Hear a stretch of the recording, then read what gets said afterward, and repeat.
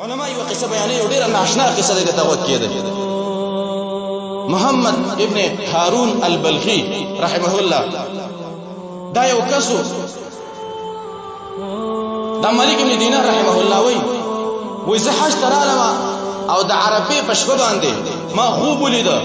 په خوب کې یو کس را تراغی ورته ویلې چې د ټول خلکو حج قبول دی، خو لیکن دلته یو کس راغلی دی محمد ابن هارون نومیږي، د دې حج نه دی قبول.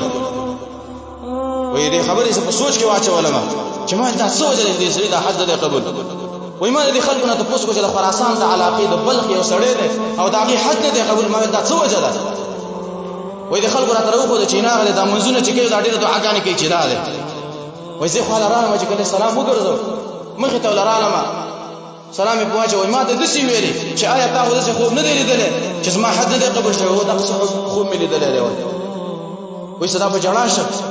وای ویلي چې څلوېښت کاله کېږي چې زه دلته د حج له راځم او هر کال یو سړی خوب ویني چې د محمد ابن هارون حج نه دی قبول.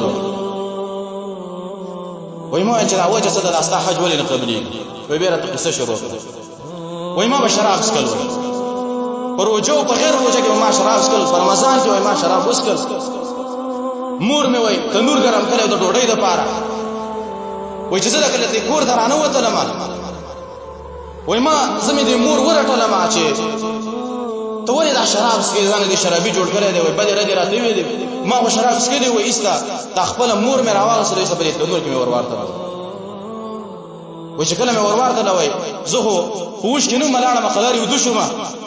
ښځه مې راسره راغله راته ویلې چې تا خو خپله مور دې تنور ته ورواړتله. چې کله راویښ شوم او چې رالم دا مور مې وای د تنور کې مکمل سکور شوی هېڅ نه معلومېدل.